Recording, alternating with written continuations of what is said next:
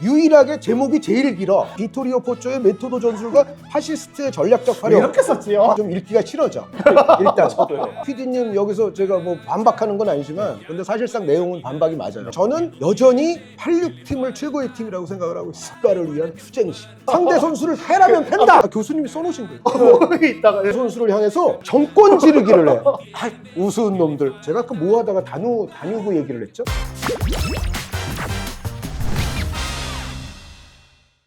오늘 썰라썰라 사실 다른 거 없고요. 이 교수님이 저랑 인연이 좀 있어요. 네. 저랑 2016년도에 챔피언스리그 결승전 중계를 갔었는데 산시로에서 했던 그 AT랑 레알 마드리드의 그 결승전이었는데 챔피언스리그 결승전이었는데 출장 갔을 때 현지 코디를 맡아주셨어요. 그때는 아직 유학생 시절. 그래서 같이 이제 챔피언스리그 결승을 보고 10년째 이렇게 지내고 있는데 마침 이제 책이 또 하나 나왔다고 해가지고 논문 초록의 공저야, 그러니까. 예, 각자 이제 쓴 거를 조금 이제 손봐서 이제 뭐 그냥 모으기만 한 책이긴 한데요. 이런 논문을 어디서 어떻게 왜 쓰는 거죠? 학위 따야 되니까. 근데 위원님도 마침 또 책이 한 권 나오셨다고. 그러니까. 안 했는데. 머리에 남는 어린 제가 어른 책이면은 안 했는데 솔직히 저는 제가 책을 쓸 자격이 있나라는 생각을 저는 수십 년 전부터 했기 때문에 하여튼 책은 쓰지는 않고 있다가 이번에 처음으로 좀 용기를 내서 설득을 당했어요, 제가. 아니 그래서 살라살라를 또 나오고 싶다. 그러면서 안정환 19에도 나가셨더라고요. 가서 무슨 얘기 하셨어요? 안정환 선수가 제일 존경하는 플레이어가 루드굴리트하고 이제 바조인데 유학 시절에 이제 로베르토 바조 집에 초대를 받아서 가서 이제 같이 사진도 찍고 그래서 이제 커뮤니티에서 한번 돌았던 적도 있고요. 그러세요? 제가 그 위대한 선수를. 맞아요. 여기 있구나. 진짜 맞아. 바조. 판타지 스타라는 말부터 설명을 했어요. 제가. 이거를 판타지 스타 이렇게 알고 있는 분들이 맞아요. 꽤 있어서 맞습니다. 판타지스타다 그러면서 이제 비유를 바리스타하고도 비유를 했어요. 정확하게 표현하셨네요. 바조가 몇 번 나와요. 뭐 10번을 설명할 때도 나오고 뭐 몇 번 나옵니다.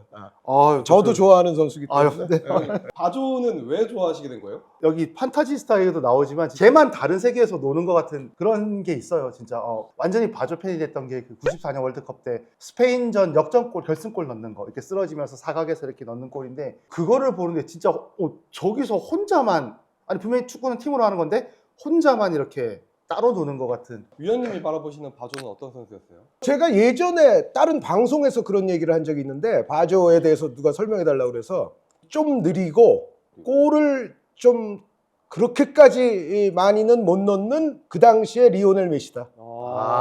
메시만큼 못 넣는. 메시만큼. 그러니까 이제 예전에는 정말 그 손흥민 선수 넣은 골수 있잖아요. 그 공동 득점할 당시에 그 정도 골 쓰면은 사실 뭐 20골에서 25골 사이면 예전에는 다 득점왕이었고 엄청 잘한다. 그리고 이런 플레이메이커 같은 유형의 선수는 사실은 15골 정도만 넣어도 잘한다 그랬다고. 갑자기 이게 인플레가 그러니까 메날두가 되려면은 기본 50골은 넘어야 되고 그 레반도프스키, 수아레스, 벤제마 거기 그 정도가 되려도 30골은 넘어야 되니까 인플레가 이상하게 부풀었는데 사실은 예전에는 그렇지 않았죠. 20개 넣으면 진짜 뭐 독보적으로 그냥 올해 득점왕이다 그랬죠. 심지어 개인기가 좋은 선수가 20골을 넣는다?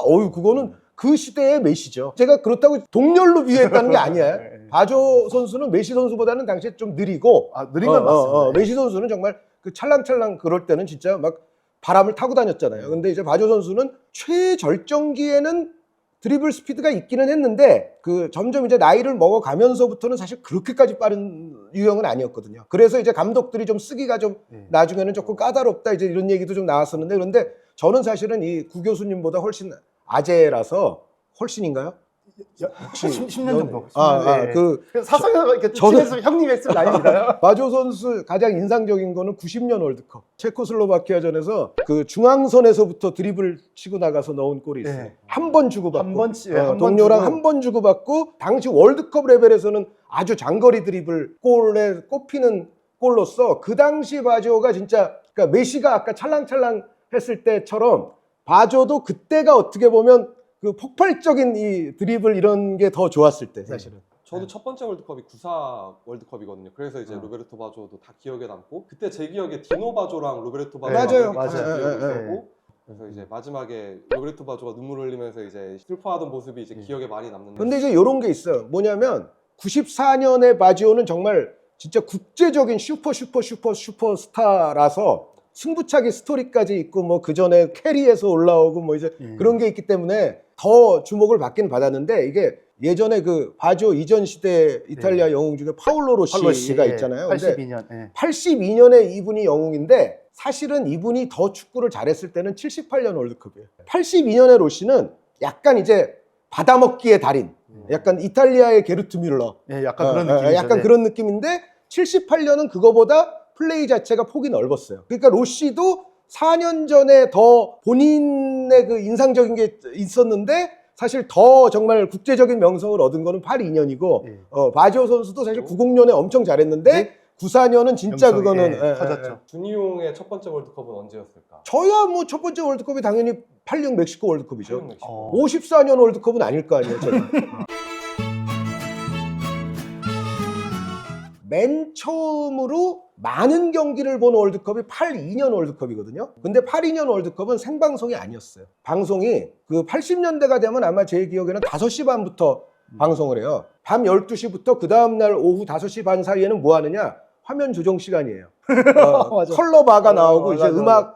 잔잔한 음악이 흐르고 이제 근데 이제 외국에서 월드컵 같은 걸 하잖아요. 그러면 그럴 때는 녹화 중계를 오후에 좀 편성을 해줘요. 그러니까 예를 들어 뭐 낮 2시부터 근데 벌써 경기는 끝난 거야.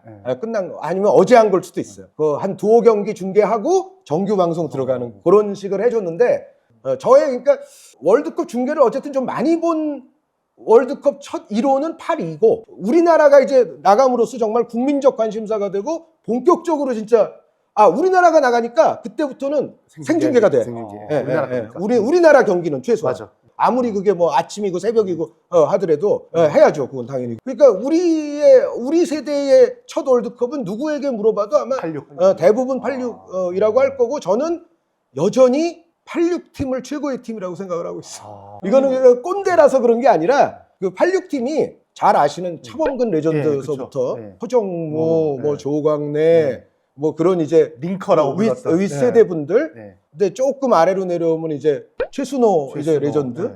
그러다가 이제 막내급으로 되면 이제 김주성, 유성, 김종구 김주성. 뭐 이제 네. 이런 선수들까지 그 당시에 그 86팀이 정말 개성 있는 선수들의 집합체. 그리고 요즘 기준처럼 정말 어려서부터 뭐 유럽에 갈 수 있고 뭐 유럽 2부 리그에서부터 출발해서라도 어쨌든 자기를 또 연마할 수 있고 여전히 한국의 축구 교육이 좀 서구 선진에 비해서는 열악하긴 하지만 네. 그럼에도 불구하고 지금은 한국도 예전보다는 잘 가르치거든요. 네. 그런 어떤 지금의 인프라에서 만약에 축구를 배웠으면 훨씬 더 잘 되셨을 수 있는 재능과 포텐셜이 만빵이었던 분들이 그때 상당히 많았어요. 그러니까 우리가 모든 거는 이게 그 시대 보정을 너무 심하게 하면 이게 꼰대가 되고 아재가 되는 거겠지만 시대 보정을 그렇다고 너무 안 해줘도 사실 좀 문제거든요. 찾아봤는데 네. 사람들이 첫 번째 월드컵 뭐 이런 게 사실 기억이 훨씬 더 많이 남는다 그러더라고요. 어디서 네. 봤는데 나 98 월드컵은 생생한데 2018 월드컵은 기억이 안 난다. 막 이렇게 말하는 사람들도 있고. 그래서 생각을 해보니까 저는 첫 월드컵이 94년도 미국 월드컵이었고 그때를 생각해보면 그때가 한국이 3백이었고 시간이 지나서 다시 미국에서 월드컵을 하는데 다시 3백이 유행이 되는 그걸 보면서 책을 쓴 지훈 교수님의 전술 이야기 요거랑 같이 한번 묶어서 오늘 해보면 좀 좋겠다 이런 생각이. 저도 이제 축구를 좋아하다 보니까 이제 축구에 관련된 어떤 이제 진입 장벽을 낮추는 책이라든가 입문자들을 위한 책들은 또 많은데 우리가 또 해설도 하시지만 축구를 또 많이 소비하는 계층이 또 유난히 그 매니아나 덕후 계층이 다른 종목이나 다른 거에 비해서 많은 데가 또 축구 영역이라 그런 사람들한테는 또 조금 약간 이런 학술적이거나 혹은 좀 약간 딥하거나 이런 것들도 좀 하면 좋아하지 않을까라는 생각에서 이제 기획을 한 건데. 예. 그러니까 그래서, 구 교수님이 다른 여기 저자분들에 비해서 더 그러니까 축덕. 제 입으로 의원님 하면서 말하기 그렇지만 그런 그러니까 다른 네, 분들은 전술적인 거는 아니잖아요. 아닙니다. 전술적인 사회 건 현상 아닌데, 같은 거 얘기인데 여기 유일하게 제목이 제일 길어. 일단 저도요. 일단 제목이 근데 제목이 이렇게 길면 네. 사실은 라이트한 독자 입장에서는 좀 읽기가 싫어져. 그렇죠. 보기 부담스러우니까. 예. 그러니까 신 선생님 저 제목이 좋네. 축구로 하나 되는 유럽. 이런 게 좋아. 이런 게. 알겠습니다. 이런 게 좀 잘 읽히는 제목이고 참고하겠습니다. 1930년대 월드컵 우승에 나타난 비토리오 포초의 메토도 전술과 파시스트의 전략적 활용. 이렇게 썼지요. 이 장이 가장 안 읽힐 장이에요. 아니 다른 것도 왜 이렇게 썼지? 근데 다른 거 진짜. 단순하거든. 이베리아의 스페인 교수님의 파트를 보면서 생각한 게 사실 보통 월드컵 아니면 유로 이런 굵직굵직한 국제대회를 기반으로 해서 새로운 전술의 흐름이 이제 보통 나타나곤 하잖아요. 이번 월드컵 이 새로운 그 전술의 흐름이 무엇일까? 나는 갑자기 거대한 주제를 한번 오늘 여쭤보고자. PD님 여기서 제가 뭐 반박하는 건 아니지만 근데 사실상 내용은 반박이 맞아요. 네. 그거는 옛날에나 그랬던 것 같아요. 그러니까 월드컵을 통해서 새로운 전술들을 전 세계가 알게 되고 뭐 전파가 되고 이런 거는 정말 옛날 지금처럼 하루가 멀다 하고 유럽의 모든 리그를 막 집에 앉아가지고 다 볼 막 수 있는, 예. 핸드폰을 통해서 막 그렇게 볼 수 있는 시대에는 그거는 이미 그건 다 통용되지 않는 얘기고 그 제 어린이 책에도 그런 네. 얘기가 한 줄 나와요. 예전에는 특히 클럽 축구를 향유할 수 없을 때 맞아. 그럴 때는 모두가 월드컵이 축구의 그냥 전부인 줄 알았다. 여러 축구를 한 자리에 그래도 몰아서 볼 수 있는 거의 기회가 그렇죠. 그런 거밖에 없었으니까. 그러니까 예를 들어 이거예요. 뭐 알프레도 디 스테파노라는 사람이 축구를 지금 잘한대. 근데 실제로 알프레도 디 스테파노가 어떻게 축구하는지를 매주 볼 수 있는 사람은 별로 없어요. 스페인에 살고 있는 그러니까 뭐 레알 마드리드 팬분들 걔네들도 예를- 못했을 것 같은데. 예. 그러니까 어쨌든 경기장을 가든지 그리고 이게 그 위성 방송이라는 것 자체가 월드컵이 최초로 위성이라는 도구의 디바이스에 의거해서 방송이 된 게 1966년 잉글랜드 월드컵부터거든요. 네. 왜냐하면 그 전에 그 65년에 요거는 기술사적으로 저 유명한 건데 미국에서 이제 얼리버드 위성을 쏴요. 그래서 그 얼리버드 위성 덕택에 66년부터는 월드컵이 위성 중계가 되는데 위성 중계가 된다고 해서 지금 정도의 정말 그런 저 세계 뭐 300나라에서 다 볼 수 있는 뭐 그런 건 아니고 어쨌든 그 전에 중계에 비해서는 훨씬 좋아진 건 맞아요. 그러니까 그 전에 중계는 신호 같은 걸 이제 예전에 그 우리 테이프 쓰고 그러던 맞아. 시절 VHS 있잖아요. 쓰고. 그런 이제 그런 신호 전달에 의해서 월드컵 개최국이 있으면 요 주변 지역에만 간신히 중계가 되던 그런 체제였다가 65년에 이제 유명한 위성이 이제 미국에서 우주로 이제 궤도로 이제 쏘아 올리고 그 위성 덕택에 잉글랜드 월드컵부터 처음으로 위성 중계가 월드컵이 그랬으니 네. 평상시 리그 경기는 아유. 아르헨티나 리그에서 뭘 하고 있는지 브라질 리그에서 뭘 하고 있는지 스페인에선 뭘 하고 있고 이탈리아에선 뭘 하고 있는지 그거를 서로가 어떻게 알겠으며 심지어 우리 같은 이제 진짜 그 당시는 진짜 축구 변방 오브 변방인데 우리 같은 사람들은 그거를 언제 볼 수가 있겠으며 그때 뭐 한국 같은 상황에 처해 있는 나라들이 또 전 세계적으로 많았겠죠. 많죠. 네. 그러니까 남미에서 누가 잘해? 그렇다고 해서 유럽에서 이 사람을 잘 알지 못해요. 그 당시는. 유럽에서 누가 잘해? 남미에서는 또 잘 몰라. 그 심지어 우리 같은 제3세계 입장에서는 다 몰라. 그런데 그러면은 축구를 그래도 해주는 게 언제냐? 월드컵. 4년마다 한 번 열리는 월드컵. 그러니까 사실은 예전에도 클럽 같은 데서 전술이 먼저 나왔을 수도 있어요. 그런데 결국 전 세계로 그 전술이 보편화되기 시작하고 전파를 타는 거는 결국은 이제 월드컵부터다라는 거지. 그게 월드컵에서 정말 전술이 발명됐다? 저는 그거는 조금 아닐 거라고 생각이 돼요. 만들어진 좀 유명한 전술이나 이런 것들 대부분 클럽에서 만들어진 클럽에서 운동된, 먼저 시도가 된 시도된 거죠. 거. 네. 예. 그리고 그 클럽 감독이 뭐 국가대표 감독을 가거나 하면 이제 그게 옷을 입는 거지. 월드컵이라고 하는 대회를 통해 뷔페처럼 이 전술도 볼 수 있고 저 전술도 볼 수 있고 이런 거지 전술을 월드컵을 통해서 뭔가 그 트렌드가 나오고 이러지는 않았던 것 같고 뭐 미엘스도 그렇고 뭐 사키도 그렇고 클럽에서 만들어진 이게 국대로 가서 이제 세계 무대에서 경쟁을 하다가 이제 알려진 거지. 특히 월드컵 역사에서 66년에 잉글랜드가 이제 우승을 했는데 알프 램지 감독이 썼던 지금으로 따지면 그게 이제 4-3-1-2 포메이션, 예. 다이아몬드 4-4-2 포메이션이 이제 1966년 월드컵에 나와가지고 이게 어떻게 보면 보비 찰튼의 역량을 극대화시키고 그 밑에 이제 수비형 미드필더 노비 스타일스라는 아주 활동량 많은 선수를 둬가지고 그러면서 양쪽 요즘에는 우리가 이게 메잘라라고 부르는 그 위치들 그러니까 완전 측면은 아니고 약간 좁혀 들어온 안쪽에 네. 그 측면 미드필더들을 둬가지고 요 다이아몬드 골을 만들었던 그 알프 램지 감독의 포메이션이 66년 월드컵으로 인해서 사실은 전 세계적으로 이거는 윙 없는 노동자형 뭐 포메이션 뭐 윙이 없는데 선수들이 다 열심히 뛰어야 되는 뭐 이제 그런 포메이션 그래가지고 이제 그 당시에 좀 유행을 탔고 그게 그 안첼로티 그 우승할 때 카카 쓰던 그거랑 비슷한 형태 아닌가요? 안첼로티 감독은 4-3-1-2도 쓰고 4-3-2-1도 썼었어요. 예. 그러니까 예, 카카 두고 앞에 인작이랑 뭐 이렇게 투톱 쓸 때는 4-3-1-2고 그렇죠. 이제 밑에 이선에 두 명을 넣을 때는 아니 앞에 뭐 한 명 더, 카카랑 예. 루이 코스타를 같이 쓰든지 하면은 4-3-2-1이고. 예. 예. 그래서 그 말씀하셨던 4-3-1-2가 하니까 저는 이제 윙어 없고 대신에 이제 두 명이 조금 말씀하신 것처럼 안쪽에 모여 들어와 그렇죠. 있어서 예, 이렇게 예. 들어가는 그런 예. 형태를 말씀하셔서 예, 예, 예. 안첼로티 밀란 시절에 잠깐 생각났습니다. 아, 맞아요. 그러니까 안첼로티 감독은 그 요즘 이제 많은 팬분들이 야 이건 뭐 전술도 없고 그냥 다 해줘고 뭐 이제 예. 그러시긴 하지만 그리고 그런 면이 있는 건 사실이지만 있는 건 그 사실이지만 있는 건 사실이지만 전술사 책을 이제 두껍게 쓴다 했을 때 제 생각에는 안첼로티 감독은 몇 페이지는 나와요. 아, 나와야 됩니다. 그리고 이제 또 한 번 그 월드컵이 전술에 굉장히 큰 역할을 했던 게 디에고 마라도나의 그 신기의 월드컵. 예. 1986년 우리나라 처음 그 32년 만에 나갔을 때 그 디에고 마라도나를 최선으로 활용하기 위한 그 3백. 그러니까 마치 이제 3-5-1-1 같은 3-5-1-1에서 이제 마라도나가 이게 자유로운 일이죠. 간단히 얘기하면 3-5-2. 3-5-2인데 투톱 중에 하나인 마라도나가 엄청 이제 자유롭게 마음대로. 이제 자기 마음대로. 그거에 막 한 60여 분을 이거 당황했던 팀이 잉글랜드. 근데 이제 과연 그 당시에도 클럽에서 그런 거를 전혀 안 해봤을까는 나는 잘 모르겠어요. 그거는. 근데 어쨌든 제가 말씀드리는 거는 예전에는 그런 여러 상황들 때문에 월드컵이 세계 축구의 전술을 주도한다라는 명제가 통용이 돼. 근데 지금은 안 돼.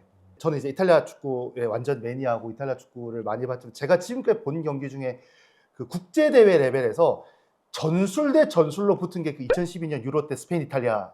그 제가 또 많이 소개를 그거 좋아하는 축구 전술 좋아하는 네, 사람은 네, 모두 네. 좋아하는 경기잖아요. 네. 그 경기는 좀 뭐 다른 데서 말씀하신 것도 많이 들었습니다만 정말 양극단의 정말 성향이 너무 다른 두 전술이 그렇게 만나가지고 결과도 이제 0-0으로 끝나긴 했지만 너무 다른 성향의 두 팀이 가장 치열하게 조직되었을 때 가장 상대방에게 뒤통수를 칠 수 있는 전술로 나왔을 때 국제대회에서 전술미를 보여줄 수 있는 경기가 또 있을까라는 생각은 좀 들거든요. 저는. 물론 이런 건 있죠. 이런 건 항상 나오죠.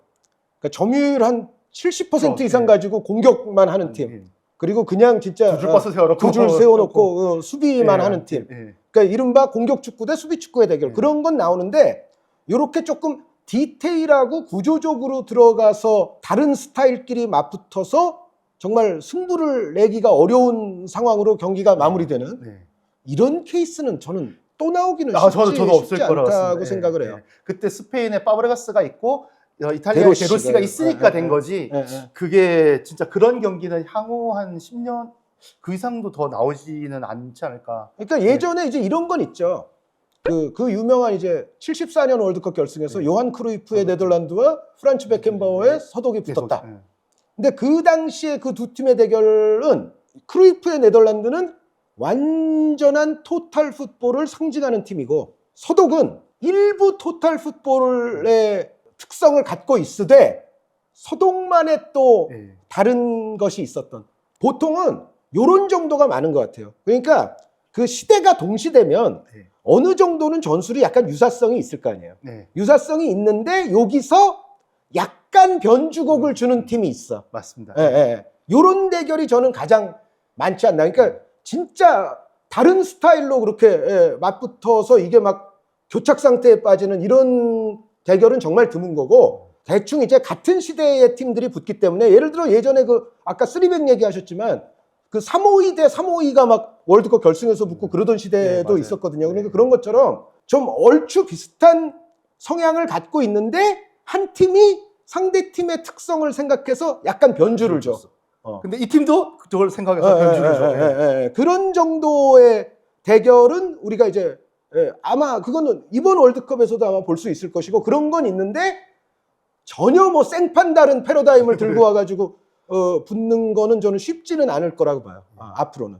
제가 여기 뽀쪼 이거 글 하면서도 그런 얘기 했었습니다. 이제 축구는 이제 처음에야 이제 뭐 공격 많이 해가지고 골 많이 넣는 게임이었지만 이제는 이게 어느 정도 현대화되고 과학화되면서 그 필드 안에 어떻게 한정된 10명의 이 리소스를 어떻게 하면 더 효율적으로 운영할 것이냐의 그런 이 경제적인 관점으로 보는 사람들도 많단 말이죠. 요 그 파트를 보시면 특히 이제 비토리오 포초 감독을 위시한 이탈리아가 그때 어떤 생각을 갖고 있었는지 그 예. 말씀이 네. 잘 나오잖아요. 네. 그게 이제 그 기본적으로는 이런 거예요. 이제 당시에 유행하던 정말 축구 역사의 완전 최초 포메이션은 아니지만 거의 이제 초창기 포메이션으로서 수십 년을 지배한 포메이션이 2-3-5 포메이션이에요. 여기 있습니다. 2-3-5. 예, 예. 이게 피라미드. 예. 근데 요거를 약간 더 설명을 드리면 이게 아래쪽이 꼭지점인데 이게 왜 피라미드예요? 라고 물으시는 분들이 간혹 있어요. 근데 이제 우리와 이 서양 사람들이 사고방식이 약간 달라서 그래요. 서구 사람들은 여기가 밑변일 거예요.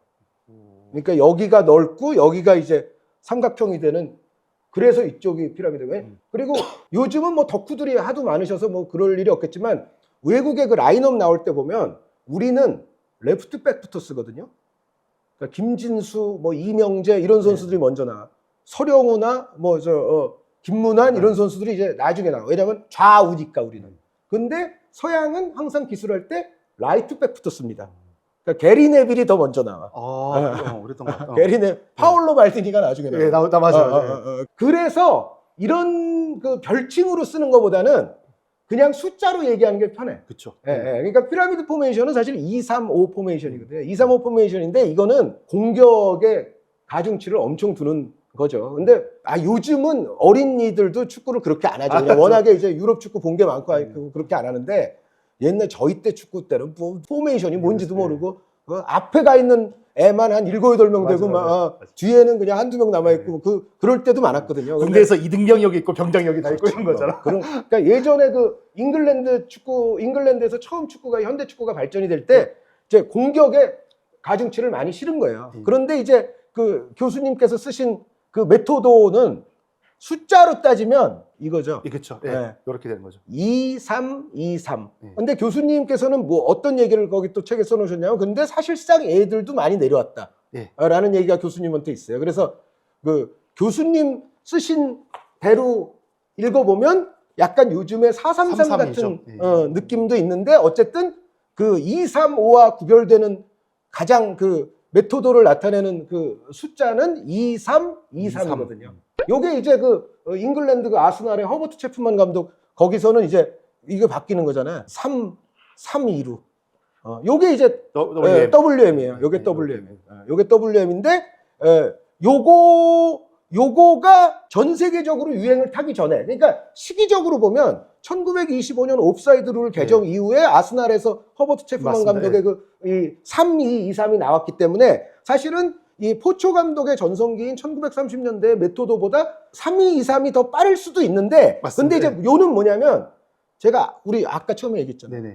클럽에서 뭐 좋은 걸 했다고 해서 예전에는 급속도로 그게 세계적으로 퍼지거나 하지 않아요. 그러니까 아스날에서는 이미 3-2-2-3을 쓰고 있었지만 여전히 국제 축구 환경에서는 피라미드가 많았고 2-3-5가 많았어요. 여전히. 요게 여전히 많았어. 그래서 1930년 초대 월드컵 우승팀 어디죠? 우루과이죠. 우루과이가 우승한 포메이션이 뭐다? 2-3-5예요.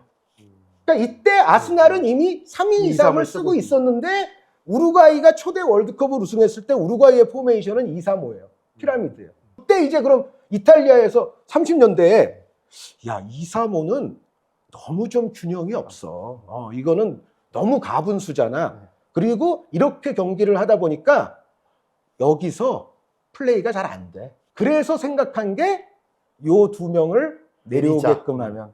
그래서 우리가 지금 생각하는 이제 공격형 미드필더의 개념이 생긴 거예요. 그 책에도 제가 그런 걸 썼던 건 기억이 나진 않지만 원래 이게 이제 이렇게 2-3-5로 이게 처음에 축구 포메이션이다 보니까 감독들이 이제 이걸 쓸 때 1, 2, 3, 4, 5, 6, 7, 8, 9, 10, 11번 이렇게 되는 거예요. 맞아요. 여기가 2죠. 여기가 2죠. 우좌거든요. 말씀하시는. 그래서 이제 뽀쪼 같은 경우는 이제 요걸 요거 이렇게 되니까 위치상으로는 여기가 8번, 10번인 거예요. 그러니까 8번, 10번이 보통 우리가 이제 판타지 이탈리아 축구에서 판타지스타라든가 이런 약간 창의력 있는 선수들이 이렇게 내려와 있는 그 등번호인 게 안정환 선수 같은 경우 8번이라든가 토티나 바조 같은 이런 10번이 숫자로는 9번보다 높은데도 밑에 내려와 있는 이유가 이런 데서 유래가 된 거고 우리가 흔히 말하는 타겟이 9번인 이유도 여기 처음에 쓸 때 포메이션 넘버가 여기가 9번이었기 때문에 이제 이렇게 부르게 된 거죠. 이 포진에서 그 개인적인 역량도 굉장히 중요했다라고 여기서 네. 그러니까 파시스트들이 중시하는 게 또 개인기라고 여기 지금 예. 구지훈 교수님께서 써놓으셨어요. 그러니까 시스템과 조직에만 의존하는 것보다는 그 파시스트적인 이 사고는 제가 이걸 읽어본 결과 그런 것 같아요. 그 일단 효율과 균형은 중요해. 효율과 균형은 중요하고 여기서 개인의 능력도 엄청 중요해. 그런데 어쨌든 그 개인이 또 중요한데 거기에 또 중요한 거 하나가 플러스돼야 되는 게 뭐냐면 국가를 위한 투쟁심. 밤송이를 까라면 깐다. 상대 선수를 패라면 팬다. 뭐가 있어야 되는데 상대 선수를 연락해. 네, 막 그게 하여튼 이 메토드와 파시스트의 아마 구지훈 교수님의 네. 그 포인트인데 특히 그 상대를 연락가는 선수가 이 5번에 해당하는 루이스 몬티예요. 네, 루이스 몬티. 네, 이게 이제 오리운디라고 해가지고 저 남미의 이탈리아 이민자들의 자손을 이제 네. 다시 데려와가지고 이제 이때만 하더라도 그 FIFA가 여러 나라 국가대표팀을 왔다리 갔다리 하는 건 안 된다라는 규정을 이때는 없었어요. 정하기 전이었거든요. 그래서 옛날 아주 펠레가 막 자기 라이벌 중에 하나다라고 했을 정도로 에콰도르의 레전드 중에 하나가 알베르토 스펜서라는 선수가 있어요. 근데 알베르토 스펜서가 당연히 에콰도르 선수니까 에콰도르 국가대표를 했을 거 아니에요. 근데 이 선수가 그 남미 그 리베르타도레스나 이런 데서 아주 전설적인 업적을 남긴 선수인데 이 선수가 주로 활약한 곳이 우루과이의 페냐롤이야. 우루과이 아주 명문 클럽이죠. 페냐롤이 옛날로 따지면 더 엄청 센 팀인데 그 페냐롤에서 오래 있다 보니까 이제 우루과이에서 야 우리가 좀 있으면 잉글랜드랑 그 친선 평가전을 한번 하는데 종가랑 하는 거 아니냐. 야 스펜서 너 잠깐 우리 팀 와서 한번 뛰어. 아니 진짜로. 맞아. 그래서 알베르토 스펜서의 경력을 보면 에콰도르 국가대표 몇 번, 우루과이 국가대표 몇 번. 그래서 예전에는 그냥 왔다리 갔다리가 가능해요. 그래서 디스테파노 같은 사람 막 세 나라 국가대표도 뛰고 이제 그랬던 사람이 있는데 몬티도 마찬가지입니다. 이때는 그때보다 더 이전이거든요. 이때는 이제 30년대 초반이니까 더 이전인데 몬티는 아르헨티나 국가대표로서 이미 월드컵 같은 데서도 뛴 선수인데 30년 월드컵 때 아르헨티나로 뛰었어요. 국가대표로. 그 초대 우루과이가 우승했던 그 초대 월드컵에서 뛴 선수인데 그 선수를 이탈리아 대표로. 이탈리아로 데려왔죠. 이탈리아 대표팀 같은 경우에 가장 최근에 오리운디 하면은 그 2006년 우승할 때 멤버였던 카모라네시 선수가 마지막 오리운디로 저는 기억하고 있습니다. 이탈리아 대표팀에서. 그 나라는 브라질이지만 티아고 모타 같은 선수도 사실은 그렇죠. 그런 계열이고 이탈리아가 이때 교수님 책에 보면은 아주 잘 나와요. 그러니까 34년 월드컵 우승, 36년 올림픽 우승, 38년 또 월드컵 우승. 그리고 이 당시에 중부 유럽 선수권이라는 대회가 있었어요. 그게 뭐냐면 교수님이 써놓으신 거예요. 중부 유럽 선수권. 있다가 코파 인터내셔널인가 그랬고 그게 이제 센트럴 유로피언 인터내셔널 컵인가 그런 건데 그게 이른바 그 축구사에서 굉장히 아주 의미 있는 다뉴브 학파, 다누비안 스쿨이라는 게 있어요. 맞아요. 다누비안 스쿨이 뭐냐면 그 요즘 여행을 가도 그 패키지로 그렇게 다누비안 여행을 할 수가 있어요. 그러니까 뭐냐면 헝가리, 체코, 독일, 오스트리아, 스위스, 그리고 조금 더 넓히면 이제 요즘은 크로아티아 여행들 많이 가시잖아요. 근데 유고슬라비아, 이런 그러니까 동유럽 계열 쪽에 동유럽 계열. 다뉴브 강과 이제 연해 있는 근데 그 나라들이 아시다시피 축구 20세기 초중반까지 엄청 축구를 잘했고 엄청 전술도 거기서 사실 대부분의 전술들이 다 나왔을 정도로 거기 이제 당연히 그 헝가리가 가장 그 중에는 엄청난 이제 팀으로 이제 나중에 나타나게 되고 마티아스 진델라 같은 그 오스트리아. 이 당시 이탈리아 때문에 약간 좀 억울하게 그 월드컵 우승까지는 이르지 못했지만 오늘날 리오넬 메시로 상징되는 가짜 9번의 표상이 1930년대의 마티아스 진델라거든요. 그러니까 가짜 9번 스타일의 플레이를 그때 이미 보여줬던 선수가 마티아스 진델라인데 그 마티아스 진델라를 조져버린 선수가 이 루이스 몬티예요. 근데 생각해보세요. 심판들이 좀 잘 잡아줬으면 제 생각에는 그렇게까지는 못 조졌지. 그런데 요즘 이제 하루하루 벌어지는 그 유럽 클럽 축구에서도 심판들에 대한 얘기가 엄청 많잖아요. 근데 제가 요즘 팬분들에게 하고 싶은 얘기는 하나 있죠. 야, 옛날이 더 했어. 아우. 옛날에는 근데 어디다 하소연하기도 힘들었고 하소연을 해봤자 뭐가 뭐 안 돼 또. 보상도 없고. 그렇죠. 뭐 조금 다른 얘기지만 농구대잔치 시절이 사실은 이거 콜이나 이런 것도 훨씬 더 심했고요, 선수들 간에. 농구대잔치 시절. 그럼요. 농구대잔치 시절도 이렇게 뭐 선수들 간에 안 보이는 사이에 뭐 때리고 꼬집고 이런 거 뭐 훨씬 더 많았고. 그러니까 그 네. 지금 구 교수님 말씀은 이거예요. 종목을 불문하고 종목 불문입니다. 예전의 판정들이 진짜 보세요. 손으로 마라도나가 잉글랜드를 때려 눕힌 거 아니에요. 물론 이제 그 다음에 6명을 제꼈기 때문에 할 말은 없는데 그럼에도 불구하고 어쨌든 그 네, 맞습니다. 손으로 그 전에 82년에는 훨씬 제가 봤을 때는 그거보다 더 진짜 마음에 들지? 웃을 수도 없는 얘기가 그거예요. 82년에 서독과 프랑스가 4강에서 네네. 만났어요. 그 동점 상황에서 프랑스의 파트릭 바티스통이라는 선수가 플라티니의 스루 패스를 받아서 뒷공간을 기가 막히게 들어갔어. 골키퍼와 1대1이야. 네. 근데 그때 서독의 골키퍼가 토니 슈마커라는 아주 유명한 골키퍼가 있어요. 저는 이제 어려서부터 분데스리가를 봤기 때문에 특히 이제 쾰른에서 뛰던 슈마커의 그 정말 세이브들을 잊을 수가 없는데 그 하랄트 토니 슈마커라고 하죠. 그 토니 슈마커 골키퍼가 이 바티스통이라는 선수를 향해서 정권 지르기를 해. 진짜로 그거는 한번 찾아보시라니까요. 정권 지르기 볼을 향해서 나오는 게 아니라 상대 선수를 향해서 정권을 질렀다니까요. 태권도를 했어요. 근데 이거는 제가 봤을 때는 그 경기장에 모두가 봤지만 슈마커는 당연히 퇴장이고 퇴장뿐만이 아니라 이거는 최소한 한 6개월 출전 정지 먹어야 될 상황이었는데 심판의 판정은 서독의 골킥. 심지어 프랑스의 볼도 아니야. 서독의 골킥. 제가 아까 뭐 하다가 다뉴브 얘기를 했죠? 다누비안 스쿨 얘기를 하다가 지금 여기 보시면 중부 유럽 선수권도 그 1930년대에 2차례 우승했다고 교수님께서 써놓으셨어요. 그러니까 이탈리아가 그때 월드컵 우승 2차례, 올림픽 한 차례, 중부 유럽 선수권 2차례. 네. 근데 중부 유럽 선수권에 참여하는 나라들이 말씀드렸던 대로 그 당시에 오스트리아, 헝가리, 오스트리아, 헝가리, 체코, 이탈리아, 가끔 또 유고슬라비아, 루마니아 이런 나라들도 있는데 어쨌든 그 중부 유럽 선수권이 무시될 수가 없는 이유가 그 당시에 참여하는 그 나라들이 전술적으로나 기량적으로 수준이 굉장히 높았던 전혀 떨어지지 않았어요. 그래서 이게 지역의 로컬 작은 대회이긴 했지만 그럼에도 불구하고 그것도 이탈리아의 당시에 강함을 알려주는 지표가 충분히 될 수 있다라는 그 얘기하려다가 맞아. 다뉴브 나오고 여행하다가 마티아스 진델라 하여튼 월드컵이 전술의 흐름을 나타내는 대회다라는 질문 한번 드렸는데 지금 1시간 지났어요.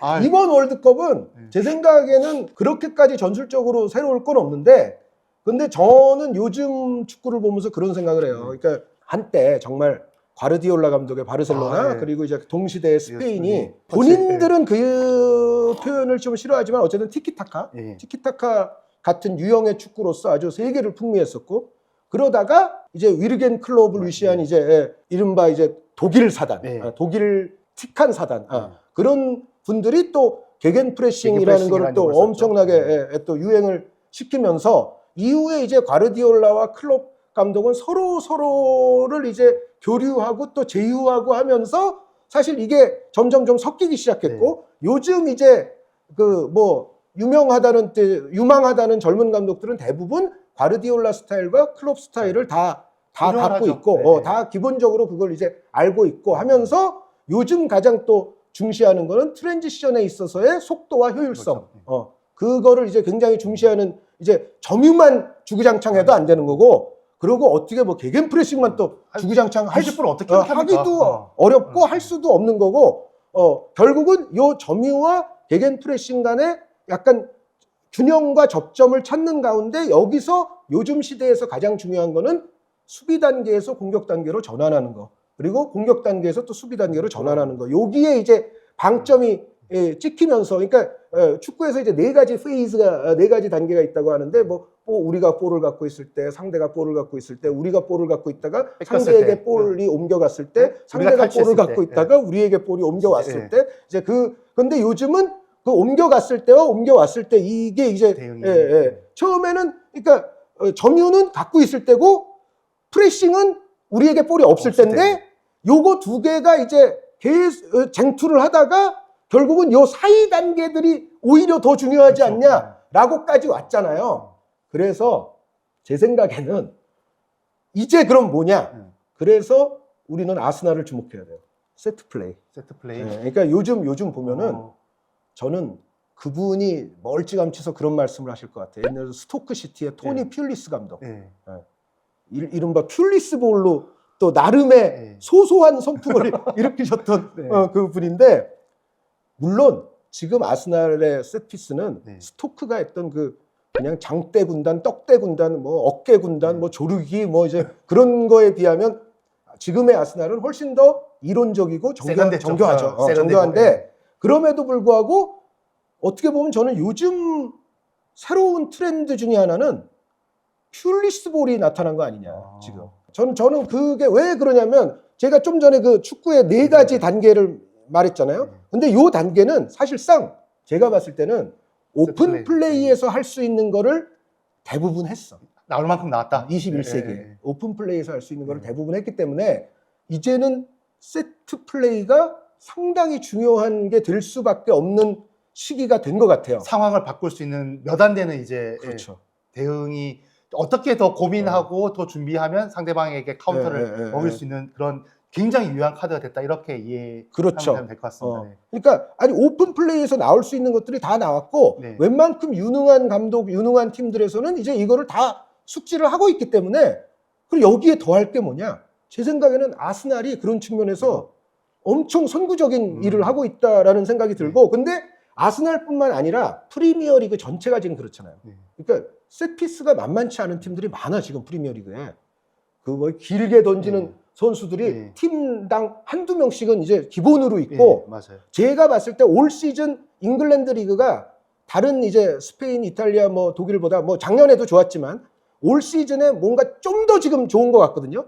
물론 이제 돈이 훨씬 나머지 리그 다 합해도 뭐 여기만큼 돈이 아니니까 그 좋은 선수가 점점 이제 모여들어서 그런 것도 있지만, 제가 봤을 때 프리미어 리그가 다른 리그랑 붙었을 때 다른 리그가 고생하는 그 올 시즌 특히 이유 중에 하나가 저는 세트 플레이가 좀 차이가 난다고 봐요.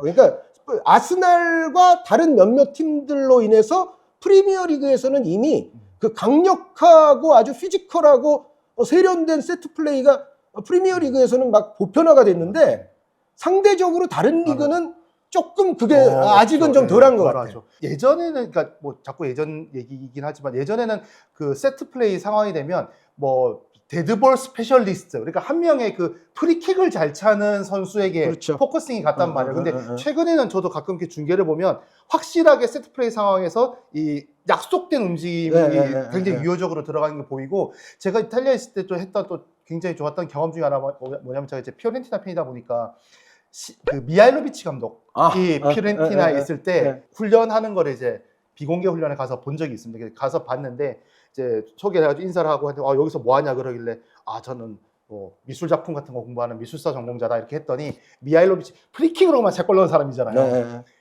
우리 프리킥 연습하는 게 진짜 아까 말씀하셨던 그 단어 정확히 쓰셨어요. 마스터피스라고.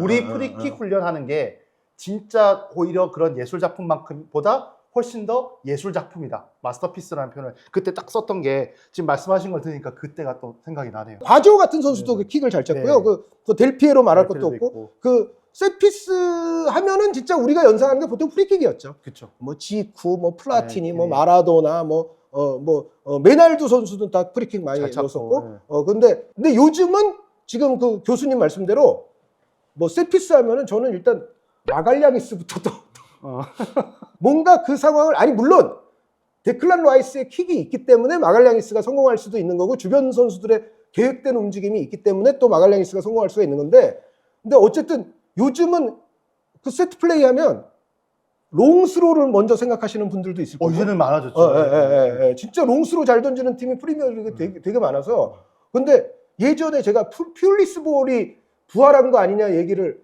하는 이유가 그 롱스로 하면 예전에는 로리 델랍이었거든요. 근데 요즘은 팀마다 다 있어. 로리 델랍이. 예, 하여튼 이거 왜 이렇게 안 써져 이거.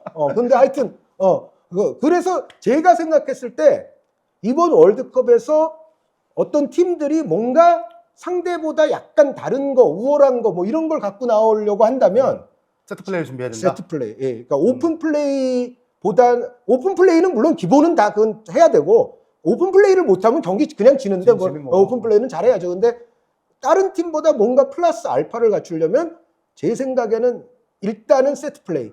그래서 그 좋은 감독 코치가 많이 와 있다는 프리미어리그에서 요즘 그렇게 세트 플레이를 많이 하는 거 아닌가. 그리고 오히려 다른 리그가 지금 피지컬도 그렇고 뭔가 그 전술적 계획도 그렇고 그 전문 코치진도 그렇고 그 EPL에 비해서 좀 딸리는 것 같아요. 근데 이게 쭉 또 이걸로 가지는 않을 거예요. 이제 어느 순간이 되면 예전 그 과르디올라의 바르셀로나처럼 또 미친 테크닉의 팀이 나와서 이런 뭐 피지컬 세트 플레이 우스운 놈들 이렇게 비웃는 시절이 다시 올 수도 있어요. 그러니까 이 축구 트렌드는 항상 전체적인 디테일은 발전하지만 큰 틀의 컨셉에서 보면은 약간 돌고 도는 게 또 좀 있거든요. 축구뿐만이 아니라 이 옷 패션도 뭐 디테일한 건 달라지지만 그렇죠. 또 90년대 스타일이 또 지금 또 다시 유행하고 이런 걸 응, 보면 응, 응, 말씀하신 것처럼 큰 트렌드라는 거는 결국은 돌고 도는데 그 트렌드 안에서 어떤 부분들이 그때그때의 니즈에, 시대의 니즈에 따라서 그렇죠. 조금 더 나오느냐 응, 들어가느냐 응, 이런 응, 거인 것 같습니다. 그래서 어쨌든 요즘 시대는 세트 플레이의 시대가 열렸고 어떤 의미에서는 토니 필리스가 선각자일 수도 있다는. 근데 토니 필리스 감독의 축구가 어쨌든 그 당시 스토크에는 먹혔잖아요. 그러니까 스토크가 뭐 다른 팀보다 뭐 돈이 있는 팀도 아니고 그 시절만 하더라도 과르디올라 축구가 세계적으로 선풍을 일으킬 그렇죠. 시절이에요. 그런데 스토크는 선수를 사는데 전부 195짜리만 사고 남들은 거들떠보지 않는 발기술이 뭐 아주 없어 막 쟤는 기술이 없어서 안 돼, 투박해서 안 돼, 그런 선수들로 막 팀을 모아가지고 거의 뭐 진짜 UFC 하듯이 해가지고 돌격대처럼. 그리고 로리 델랍은 막 네. 이거 미사일 스로인을 던지고 막 그래가지고 어떻게 보면 그 클럽의 소기의 목표를 계속 달성을 했거든요. 심지어 FA컵 준우승도 한 적 있어요, 스토크가. 그래서 생존을 위한 남들과 다르게 하기와는 요즘은 다른 개념으로서 요즘은 아예 그게 정교한 방향의 트렌드가 지금은 되고 있지 않나라는 저는 그런 생각을 해요. 저 전술 되게 좋아하는데 이제 전술 얘기 안 할 거예요.